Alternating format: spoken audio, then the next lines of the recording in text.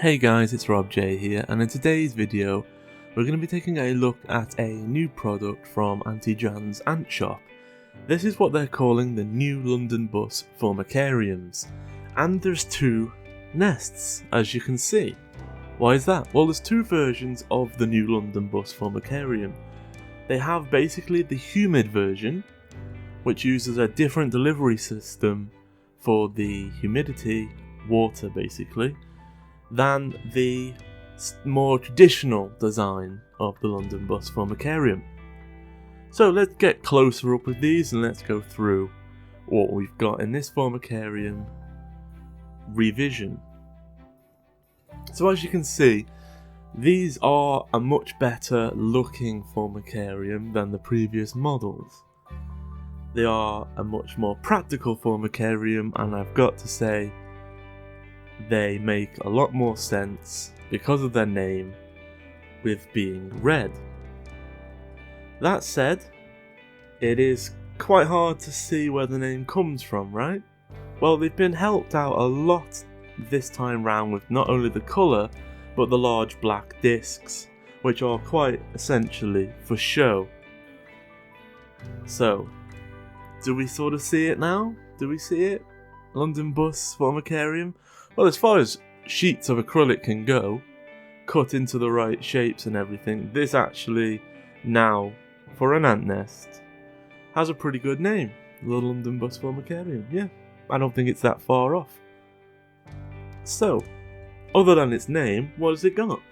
Well, it has three feeding modules. Mini outworlds. I'm not really sure if you want to call them outworlds, because you're not really leaving anywhere. But they are essentially mini outworlds. I call them feeding bays myself. And there's three of them, and they're all individual and can all be locked off separately as well. There are essentially 9 nest chambers with individual separation sheets that you can use to block off chambers. So this can be used for a number of different ways, really. You can go with, quite simply, the most useful way is when you're, instead of buying multiple nests as your ants grow, so you buy a little size 1, little size 4, little size 8, instead of doing that, you just go for the London bus Formicarium, and what you do is you cut off a lot of the empty space so your ants don't have access. And it's as simple as that. So you can unlock these various slits where the separation sheets slot into. And it's done through such a thin little hole that most ants, it wouldn't even be a worry about them escaping.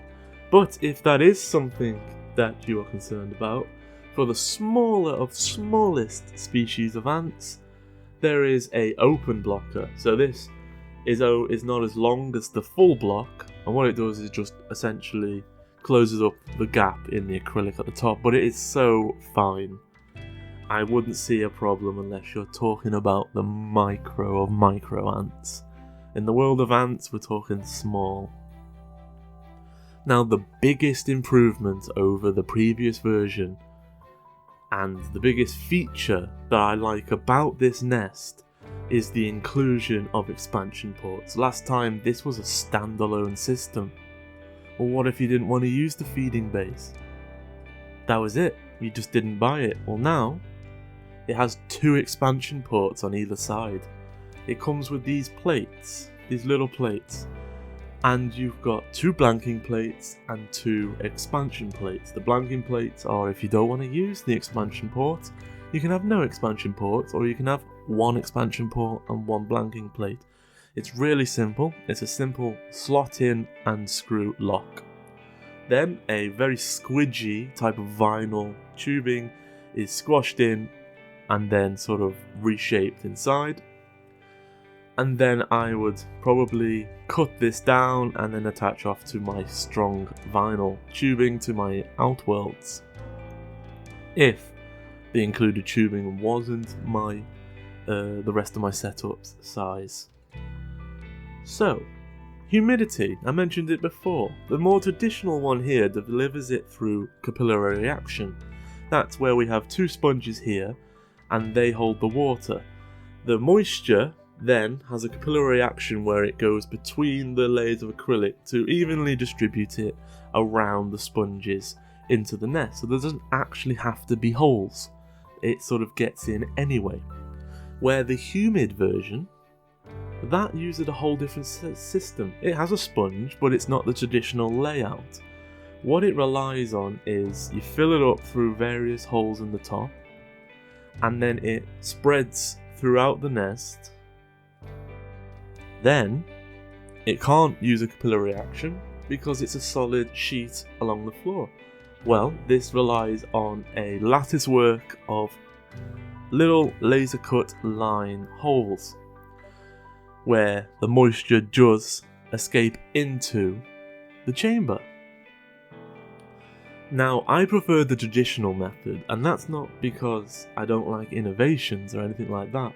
A lot of my ants are quite messy, and if you mix that with something like this, what I will start getting is brown staining underneath on the sponge where I can't clean. And that would really annoy me. So out of the two nests, I would definitely go for the non-humid version, because it's still humid, it still has the traditional sponge system. But I vastly prefer it over the humid version. Although I do prefer the slightly opaque red acrylic colouring. So, you know, this is all personal preference, and this will differ between person and person. And if you've got ants that really need humid nests, and I mean very humid, the humid nest is obviously the more practical choice because it also includes a test tube port along the top, where you take a glass test tube, put some sponge in the bottom of it, and it drops in. So they'll have extra drinking sauce inside. They've got even bigger humid, because capillary reaction is a lot more controlled than all the holes. So the humid version really would be more humid, although you'd still have to water it the same amount. But you could have a similar humidity effect on the traditional as long as you watered it a lot. So this is personal preference and species. For most species, I'd recommend the non-humid, but if you've got something specifically that likes a lot of humidity, then the humid version is there and it's your obvious choice. Along with the accessories that I've talked about, you get your vinyl tubing, your blanking plates, your very small ants, what I call the hole blockers. You get the expansion port plates, and a few spares and screws. But one of the best additions is an actual acrylic cut overlay, which is one of my favourite parts, to be honest, and that's an upgrade over the previous model, which used the same material as the door blockers. This is quite an interesting nest, and because of the expansion ports now, it's a nest that I personally would use. I don't currently use any all-in-ones. Not in the sense of they haven't got a fixed outworld. I mean that they've got the same level built-in outworlds. I don't use any of them at the moment. I like full-sized with a lot more height outworlds. I don't mind them being physically attached to the nest, although a lot of the time I don't prefer that either. I prefer separate outworlds, because the outworlds can change more often than the nest size, especially with an expanding nest like this. So adding them expansion ports in really ticks my boxes. I could use with any of my ants, and I probably might well do so. I hope you've enjoyed this quick look at this new product, and I'll catch you in the next one.